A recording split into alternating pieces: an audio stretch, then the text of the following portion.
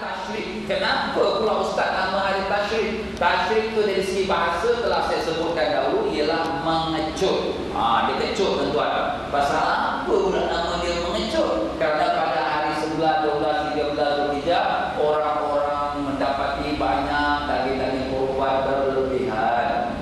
Pasal apa? Orang semua nak buat korban. Tapi tak termakan. Orang Mekah pun tak boleh termakan. Jadi apa orang Mekah buat? Dia potong iris halus-halus, ya. Ada gaulkan negara, dijemurkan. Jadi bila jemur kat matahari tu, dia pun jadi kecut, kering macam dinding lah. Memang dinding lah tu. Dinding pun macam tu juga dia buat. Jadi bila kita pun dah kering, kita boleh simpan lama, dia tak kusut lah. Apabila kita pun makan pun dah habis, duit pun dah tak ada, ya. Barulah kita keluarkan sikit, kita goreng-goreng, buat masalah lauk kita. Saya waktu dulu Mekah dulu memang susah tuan-tuan, ya. Saya belajar Mekah 2 tahun, tahun 75, tahun 76. Jadi 2 tahun ini memang satu bulan 30 riyal saya belajar. Gambarkan tu 30 riyal kita berapa? $12 je. Nak makan apa $12 satu bulan? Itulah kita punya masalah susah tuan-tuan, ya. Jadi bila musim haji ni kita dapat daging-daging ni, kita potong-potong, kita gaul, kita jemurkan dia. Nanti lepas bulan, 2 bulan, duit pun dah tak ada, ya. Kita pun keluarkan daging, kita goreng. Kadang-kadang kita beli roti, cecah dengan air sejuk, kita makan. Susah lah menunggu. Orang belajar sekarang ni untuk dapat beasiswa, dapat bantuan, dapat derma, tak macam dulu tuan-tuan. Jadi begitulah dia. Sebab itulah namanya hari tasyrik, hari yang dimana mengecutnya daging-daging itu kerana perbuatan para penduduk-penduduk Mekah menjemur daging-daging korban itu. Baiklah, yang 3 jamrah yang wajib kita lontar itu semua kita sebagai sedia maklum. Jamrah ula. Ula tu apa? Bukan ula sawah tuan-tuan. Ula tu makna yang pertama. Itu bahasa Arab ula lah. Dulu dipakai surah. Surah tu kecil, ya. Dan jamrah wusta.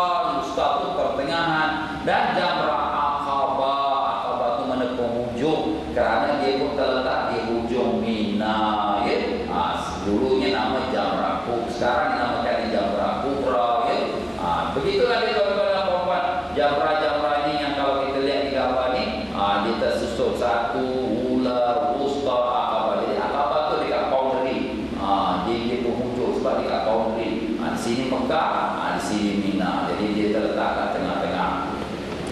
Baiklah, jadi apabila kita lihat gambar-gambar ini dengan gambar-gambar yang terlihat, dia dah jadi bujur telur panjang macam kapal layar nak berlayar, ya.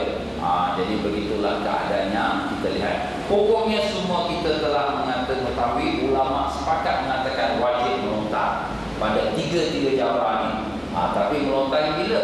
Wajib melontar pada hari pertama 3 jamrah. Wajib melontar pada hari kedua 3 jamrah.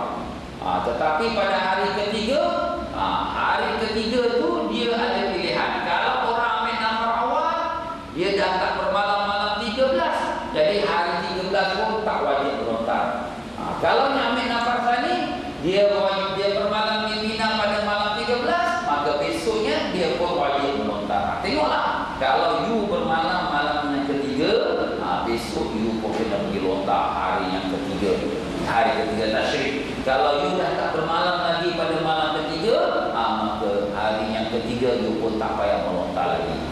Begitulah dia tuan-tuan dan puan-puan. Untuk melontar hari 11, 12, 13 ada pilihan. Mengikut dia punya pilihan bermalam. Jadi kalau orang yang nak keluar pada Mina hari ke-12, alhamdulillah, tak payah susah-susah lagi nak balik ke Mina untuk nak pergi lontar hari 13, tak payah lagi dah. Dengan sendiri dia pun dah gugur, tak wajib dia melontar. Alhamdulillah, itu satu keringanan untuk kita juga syukur pada Allah SWT.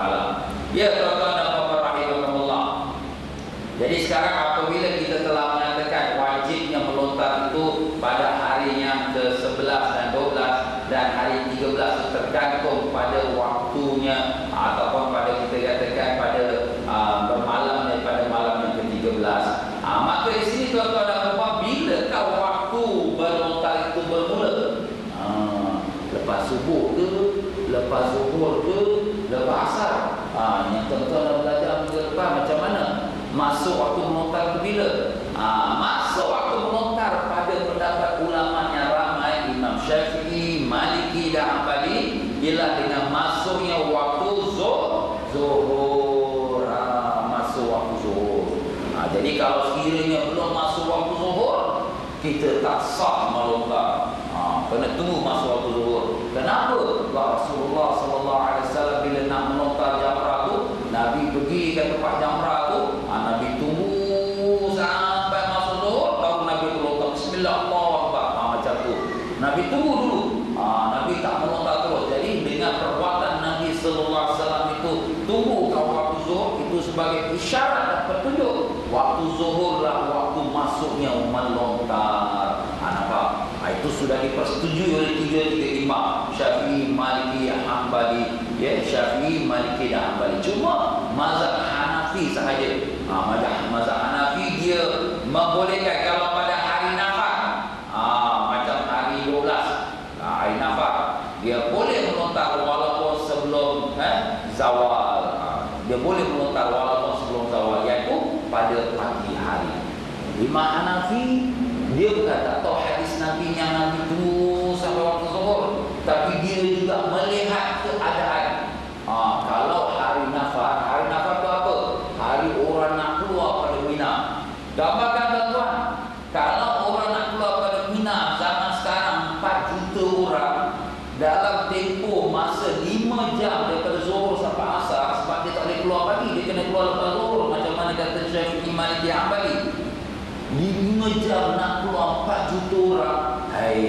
Tak meninggal ke orang, kena bijak, penuh sesak orang ramai. Itulah yang berlaku tiap-tiap tahun. Kalau tuan-tuan masih ingat-ingat lagi dah beberapa tahun dahulu, tiap-tiap tahun kalau musim haji ada saja insiden orang mati kena pijak di jamrah. Ingat tak? Every year, front page, stampede di jamrah, orang kena pijak. Itulah sebabnya. Jadi Imam Hanafi bukan hidup zaman sekarang, dia hidup 300 tahun dahulu. Imam Hanafi punya hari meninggal, itulah juga hari Imam Syafi'i dilahirkan. Subhanallah tuan-tuan. Ini satu keindahan Allah Ta'ala telah jadikan seolah-olah Imam Hanafi pergi, ada pun ganti pula Imam Syafi'i. Hari Imam Hanafi meninggal, hari itu pula Imam Syafi'i pun dilahirkan. Jadi Imam Hanafi lebih tua daripada Imam Syafi'i. Jadi dia pada zaman ini orang ramai, mungkin 200,000 orang, mungkin 300,000 orang. Tak adalah macam kita stampede semua apa yang kita dengar ni. Tapi dia sudah nampak, ini kalau orang makin ramai, berjuta-juta orang yang akan datang kerjakan haji, dengan keadaan 5 jam semua mesti nak keluar, mati orang nanti. Jadi dia pun keluarkan fatwa. Tapi fatwa dia ada dasar juga daripada dalil-dalil juga.